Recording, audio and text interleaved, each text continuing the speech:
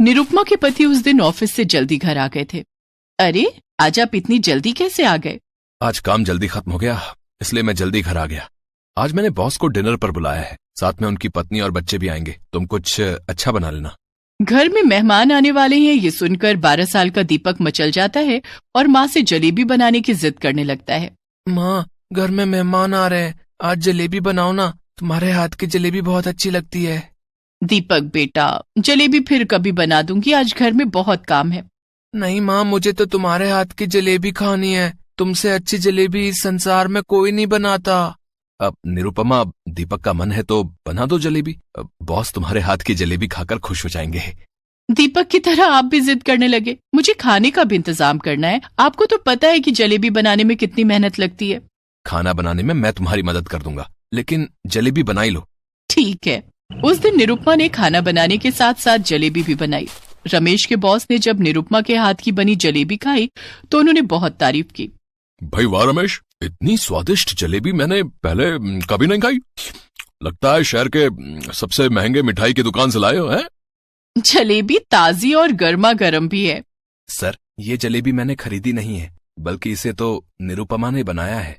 क्या निरुपमा ने बनाया है? निरुपमा के हाथों में वाकई जादू है भाई। अब से ऑफिस की पार्टियों में निरुपमा के हाथों की जलेबी भी मेन्यू में रहेगी। इसके लिए निरुपमा को अलग से पेमेंट भी मिलेगी। उस दिन जलेबी खाकर रमेश के बॉस ने रमेश का प्रमोशन कर दिया।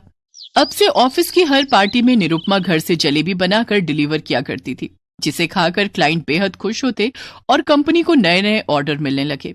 रमेश का लगातार प्रमोशन होने लगा। सब कुछ ठीक चल रहा था। रमेश की सैलरी अच्छी खासी हो गई थी। दीपक को पढ़ने के लिए विदेश भेज दिया गया। धीरे धीरे समय बीतता गया। रमेश और निरुपमा अब बूढ़े हो गए थे। दीपक अपनी पढ़ाई पूरी करके वापस आ चुका था।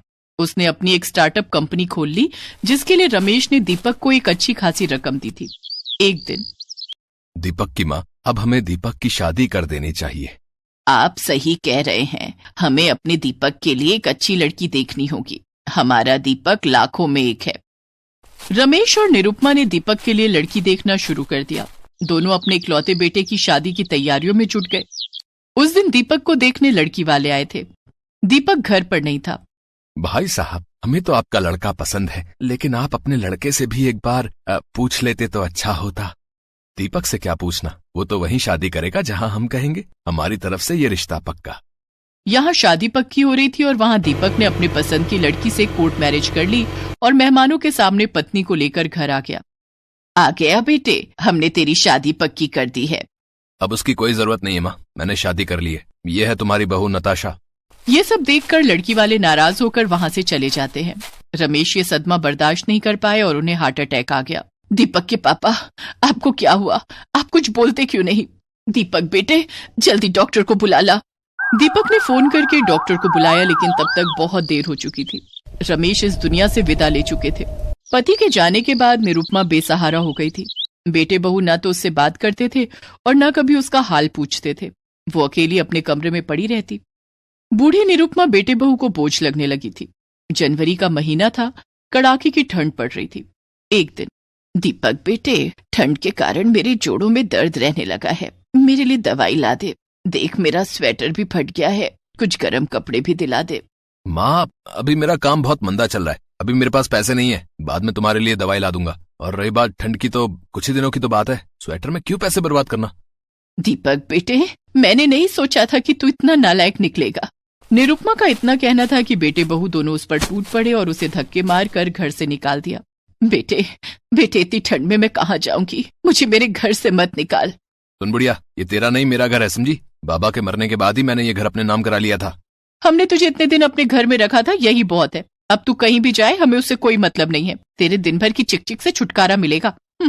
निरुपमा ने बहुत मिन्नतें की, लेकिन बेटे बहू ने उसकी एक न सुनी। जनवरी की कड़कती ठंड में निरुपमा सड़क के किनारे बैठी आंसू बहा रही थी। एक सूती साड़ी के अलावा उसके तन पर और कुछ नहीं था। भूखे प्यासे रात कैसे गुजरी उसे कुछ याद नहीं। बस रह रहकर पुरानी बातें याद आती रहीं कि जब दीपक के बाबा जिंदा थे तब वे तीनों एक सुखी परिवार एक साथ रहते थे। रात भर खुले आसमान के नीचे बैठे रहने के कारण निरुपमा की तबीयत खराब हो गई थी और वो बेहोश हो गई। तभी सुबह एक गाड़ी उसके पास आकर रुकी। उसमें से एक बूढ़ा व्यक्ति बाहर आया और निरुपमा को उठाकर अस्पताल ले गया। पूरे 2 दिन के बाद निरुपमा को होश आया तो अपने सामने रमेश के बॉस को देखकर चौंक गई। सर आप? अब हाँ, लेकिन ये सब कैसे हो गया? तुम इस कपकपाती ठंड में सड़क पर कैसे आई? निरुपमा ने रोते हुए सारी बात बताई। ओह, कोई बात नहीं, अब भी कुछ नहीं बिगड़ा है। तुम अपना काम शुरू कर सकती हो। अपना काम? मैं समझी नहीं, मुझे तो कुछ काम नहीं आता। भूल गई, तुम जलेबियां कितनी स्वादिष्ट बनाती हो। मेरे क्लाइंट्स ने तुम्हारे हाथों की जलेबियां खाकर हमें कितने प्रोजेक्ट दिए। हमारी कंपनी को बहुत मुनाफा हुआ था। तुम जलेबियां बनाने का काम शुरू करो। लेकिन उसके लिए मेरे पास पैसे कहाँ हैं? ये लो, इन पैसों से तुम अपना जलेबियों का बिजनेस शुरू कर दो। निरुपमा ने वो पैसे लिए। रमेश के बॉस ने निरुपमा को रहने के लिए कमरा किराए पर दिलवा दिया। उनके दिए हुए पैसों से निरुपमा ने एक ठेला और जलेबियां बनाने का सामान खरीदा। अगले ही दिन से उसने सड़क किनारे खड़े होकर ठेले पर जलेबियां बनाना शुरू कर दिया। निरुपमा जलेबियां बनाने लगी और आवाज लगाने लगी, आइए आइए, ठंड में गर्मा गर्म जलेबियां खाइए। सिर्फ 10 रुपए में 5 जलेबियां घर ले जाइए। अरे अम्मा, एक प्लेट जलेबी देना। अभी लो बेटा। निरुपमा उस आदमी को जलेबी देती है। अरे वाह अम्मा, तुम्हारे हाथों की जलेबियां तो बहुत ही स्वादिष्ट है। मजा आ गया। एक काम करो, 2 प्लेट पैक कर दो, घर ले जाऊंगा, बीवी बच्चों को खिलाऊंगा। धीरे धीरे उसके ठेले पर ग्राहकों की भीड़ जुटने लगती है। निरुपमा गर्मा गर्म जलेबियां बनाती जाती और ग्राहक खाते जाते। देखते ही देखते निरुपमा की सारी जलेबियां बिक गईं। पहले ही दिन अच्छी कमाई हुई थी। अब ठंड के मौसम में निरुपमा रोज खुली सड़क के नीचे गर्मा गर्म जलेबियां बेचा करती।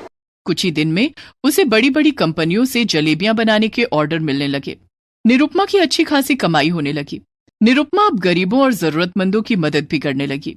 इधर निरुपमा को घर से निकालने के बाद दीपक का काम सचमुच में मंदा चलने लगा। उसकी कंपनी घाटे में चलने लगी और कमाई घटकर आधी से भी कम हो गई। दीपक और नताशा गरीब हो गए। घर में खाने को अनाज भी खत्म हो गया। हालात इतने बुरे हो गए कि एक दिन दोनों भीख मांगने सड़क पर निकले।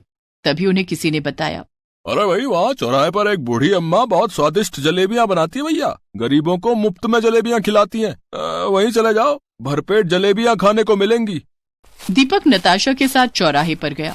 वहां जाकर उसने देखा कि निरुपमा ठेले पर जलेबियां बना रही थी और वहां ग्राहकों की लाइन लगी हुई थी। दीपक को माँ के पास जाने में बहुत शर्म महसूस हो रही थी। माँ के पास किस मुंह से जाऊं? हमने तो उन्हें घर से निकाल दिया था। तभी किसी ने दीपक से कहा, अरे भाई, यहाँ क्यों खड़े हो? अरे आओ, गर्मा गर्म जलेबियां खा लो, आ जाओ। अरे ऐसी जलेबी पहले कभी नहीं खाई होगी, आओ आओ। तभी निरुपमा की नजर बेटे बहू पर पड़ी। निरुपमा दीपक के पास आई। दीपक धम्म से माँ के पैरों पर गिर पड़ा और फूट फूट कर रोने लगा। माँ, मुझे माफ कर दो माँ। ऊपर वाले ने हमें हमारे कुकर्मों की सजा दे दी है। हम सड़क पर आ गए माँ। बहू नताशा ने भी निरुपमा से माफी मांगी। निरुपमा ने बेटे बहू को उठाकर गले से लगाया और उन्हें गर्मा गर्म जलेबियां खिलाई। माँ घर चलो। नहीं बेटे, अब यही मेरा घर है। तू चाहे तो जलेबियां बनाने के काम में मेरा हाथ बटा सकता है। मैं तुझे अच्छी तनख्वाह दूंगी। उस दिन से दीपक और नताशा भी जलेबियां बनाने में निरुपमा का हाथ बटाने लगे और निरुपमा उन्हें हर महीने सैलरी देती। माला, मैं खेत पर जा रहा हूँ, फसल देखकर आता हूँ। इस बार मैंने खेत पर कई तरह की सब्जियां लगाई हैं। उम्मीद है कि फसल अच्छी होगी। ठीक है, अगर कुछ सब्जियां तैयार हो गई हो तो उन्हें घर ले आइएगा। घर में खाने के लिए कुछ भी नहीं है। सुरेश घर से बाहर जाने के लिए निकलता है, लेकिन बाहर बहुत ठंड पड़ रही थी। आसमान से बर्फ के बड़े बड़े टुकड़े गिर रहे थे। सुरेश के पास एक भी गर्म कपड़ा नहीं था। धोती कुर्ते में सुरेश ठंड के मारे कपकपाने लगा। वो फौरन झोपड़ी के अंदर आ गया। क्या हुआ, आप गए नहीं? बाहर बहुत ठंड है, बर्फ गिर रही है। इतनी ठंड में मेरे खेत पर जाने की हिम्मत ही नहीं हो रही है। पैरों में चप्पल नहीं है, जमीन पर पैर नहीं रखे जा रहे। कोई बात नहीं, आप यहाँ चूल्हे के पास बैठ जाइए, इससे आपको ठंड से राहत मिलेगी। सुरेश चूल्हे के पास आकर बैठ जाता है, लेकिन चूल्हा भी कब तक जलता। माला चूल्हे पर पानी गर्म कर रही थी। पानी गर्म हो जाने के बाद उसने चूल्हा ठंडा कर दिया। चूल्हे की गर्म राख के पास बैठकर भी सुरेश को आराम मिल रहा था। तभी 5 साल का दीपू नींद से जाग जाता है। माँ, उठ गया बेटे? चल, मैंने नहाने के लिए पानी गर्म कर दिया है, जल्दी से नहा ले। दीपू जल्दी से नहा लेता है। नहाने के बाद, माँ मुझे बहुत भूख लगी है, कुछ खाने को दो ना। माला दीपू को कुछ भुने हुए चने देती है। नहीं माँ, मैं ये चने नहीं खाऊंगा, कल भी यही खाया था। ठंड के मौसम में मेरे दोस्तों के घर गरम गरम आलू के पराठे, मेथी के पराठे और न जाने क्या क्या बनता है और उन्हें खाने को मिलता है। तुम तो ऐसा कुछ भी नहीं बनाती हो। मुझे भी गरम गरम पराठे खाने हैं। दीपू बेटा, बाहर बर्फ पड़ रही है, थोड़ी देर में मौसम सुधर जाएगा तो मैं खेत पर जाऊंगा और कुछ सब्जियां तोड़ कर लाऊंगा है। तब तुम्हारी माँ तुम्हें पराठे बनाकर खिला देगी बेटा।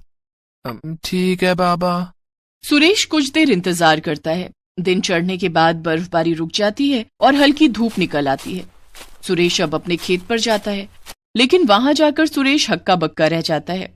उसकी सारी सब्जियां बर्फ से ढकी हुई थीं। सुरेश जल्दी जल्दी सब्जियों से बर्फ हटाता है, लेकिन सारी सब्जियां गल चुकी थीं। ये देखकर सुरेश बहुत दुखी हो जाता है। भगवान, ये क्या हो गया? मेरी सारी फसल बर्बाद हो गई। अब मैं क्या बेचूंगा और क्या घर लेकर जाऊंगा? थोड़ी देर तक रोने के बाद सुरेश घर आता है। उसकी रोनी सूरत देखकर माला पूछती है, अजी क्या हुआ? आपकी आंखें क्यों लाल हैं? सब ठीक तो है ना? कुछ भी ठीक नहीं है माला, हम बर्बाद हो गए। लेकिन हुआ क्या है? सारी सब्जियां बर्फबारी के कारण गल गईं, सारी सब्जियां बेकार हो गई। अब मैं बाजार में क्या बेचूंगा? इस बार मैंने खेत में कई तरह की सब्जियां लगाई थी। सोचा था कि मेरी टोकरी में कई तरह की सब्जियां होंगी तो लोग खरीदने आएंगे, लेकिन सब चौपट हो गया। कोई बात नहीं, आप परेशान मत होइए, भगवान सब ठीक करेंगे। सुरेश और माला परेशान थे, लेकिन नन्हा दीपू तो इंतजार कर रहा था कि आज उसे भरवा पराठे खाने को मिलेंगे। वो अपने दोस्तों के साथ बाहर खेल रहा था और कह रहा था, आज मेरे घर भी पराठा बनेगा। माँ ने कहा है कि वो मुझे भरवा पराठे बनाकर खिलाएगी। मेरे बाबा सब्जियां लाने गए हैं। तभी दीपू का दोस्त कहता है, मेरी माँ तो आज पनीर के पराठे बनाएगी। बाबा आज पनीर लाए हैं। पनीर के पराठे? दीपू उसी समय घर आता है और माला से कहता है, माँ आज मुझे पनीर के पराठे खाने हैं, पनीर के पराठे बनाओ ना। दीपू बेटा, आज तो घर में खाने के लिए कुछ भी नहीं है। मैं तेरे लिए पनीर के पराठे दूसरे दिन बना दूंगी। हाँ? नहीं माँ, तुम रोज यही बोलती हो और फिर कभी पराठे नहीं बनाती। दीपू रोने लगता है। तभी सुरेश उससे कहता है, रो मत दीपू बेटा, मैं तेरे लिए बाहर से कुछ लेकर आता हूँ। सुरेश घर के बाहर जाता है और कुछ तलाश करने लगता है। तभी उसका दोस्त आनंद उसे दिखाई देता है।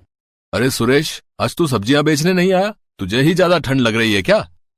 नहीं भाई, ऐसी बात नहीं है। मेरी सारी सब्जियां बर्फबारी में खराब हो गई। मेरे पास बेचने के लिए कुछ बचा ही नहीं। यहाँ तक कि घर में खाने के लिए भी कुछ नहीं है। दीपू पराठे खाने की जिद कर रहा है।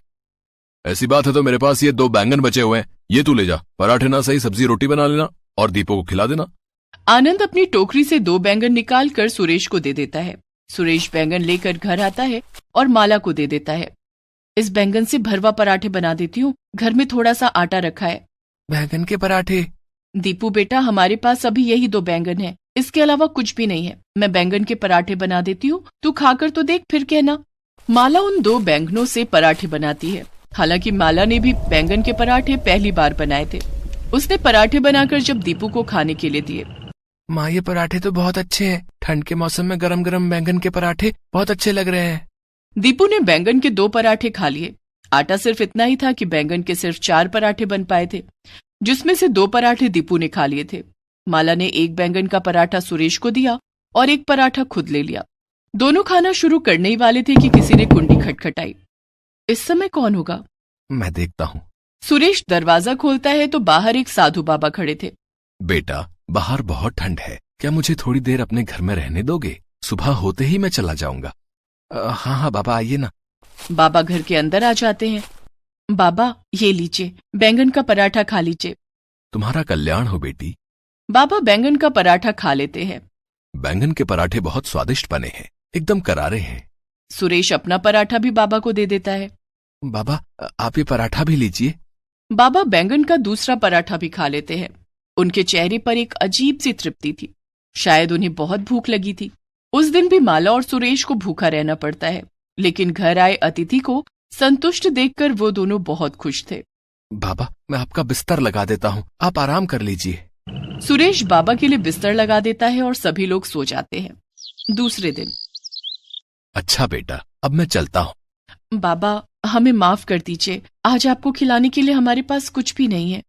बेटी, माफी किस बात की? मैं तो तुम लोगों का आभारी हूँ। कल तुम दोनों ने खुद भोजन ना करके मुझे अपना भोजन करा दिया। तुम्हारे हाथ के बने बैंगन के पराठे मैं कभी नहीं भूलूंगा। तुम दोनों सदा सुखी रहोगे, ये मेरा आशीर्वाद है। आज से तुम्हारा भंडार हमेशा भरा रहेगा। इतना कहकर बाबा वहां से चले जाते हैं। माला, मैं खेत पर जाता हूँ, खेत साफ करके फिर से फसल लगानी होगी। मैं भी आपके साथ चलती हूँ, दोनों मिलकर काम करेंगे तो काम जल्दी हो जाएगा और फसल भी जल्दी तैयार होगी। माँ, बाबा, मैं भी आपके साथ चलूंगा। ठीक है दीपू बेटा, तू भी चल। पूरा परिवार खेत की तरफ चल देता है। तीनों खेत पहुंचकर देखते हैं कि उनके खेत में बैंगन ही बैंगन फले हुए थे। कल तक तो यहाँ सारी फसल खराब हो चुकी थी, फिर आज यहाँ ताजे ताजे बैंगन कहाँ से आ गए? कहीं ये चमत्कार उस बाबा के आशीर्वाद के कारण तो नहीं हुआ? तुम ठीक कह रही हो माला, ये सब उन बाबा के आशीर्वाद का फल है। अब मैं रोज बैंगन के पराठे खाऊंगा। माँ, तुम आज भी बैंगन के पराठे बनाओगी ना? हाँ दीपू बेटा। सुरेश और माला सारे बैंगन तोड़ लेते हैं। तभी एक चमत्कार और हुआ। वे दोनों जितने बैंगन तोड़ते, पौधों में उतने बैंगन फिर से उगाते। माला, ये तो कभी ना खत्म होने वाले बैंगन हैं। कुछ बैंगन तू साड़ी के आंचल में रखकर घर ले जाए। आज भी बैंगन के पराठे बना लेना, बाकी बैंगन मैं बाजार में बेच कर आता हूँ। ठीक है। माला कुछ बैंगन लेकर दीपू के साथ घर आ जाती है। बाकी बैंगनों को टोकरी में लेकर सुरेश बाजार जाता है और उन्हें बेच देता है। घर आते समय वो आटा खरीद लेता है। उस दिन माला ढेर सारे बैंगन के पराठे बनाती है और तीनों भरपेट बैंगन के पराठे खाते हैं। बैंगन के पराठे की खुशबू से पड़ोसी भी सुरेश के घर खींचे चले आते हैं। अरे भाभी जी, क्या बन रहा है? बाहर तक खुशबू आ रही है। भाई साहब, बैंगन के पराठे खा रही हो, आप भी खा लो। आनंद एक बैंगन का पराठा खाता है। भाभी जी, मैंने बैंगन के पराठे पहली बार खाए। सच मानो, ये बहुत स्वादिष्ट लग रहे हैं। आप बैंगन के पराठों की ठेली क्यों नहीं लगा लेती? आनंद ठीक कह रहा है। माला और सुरेश के खेत में अब इतने बैंगन होते थे कि बेचने के बाद भी बच जाते थे। माला ने उन बैंगनों के पराठे बनाकर बेचना शुरू कर दिया। गांव में उनके बैंगन के पराठे सबने बहुत पसंद किए। लोगों ने हाथों हाथ बैंगन का पराठा खरीदना शुरू कर दिया। इस तरह माला और सुरेश की गरीबी दूर हो गई थी।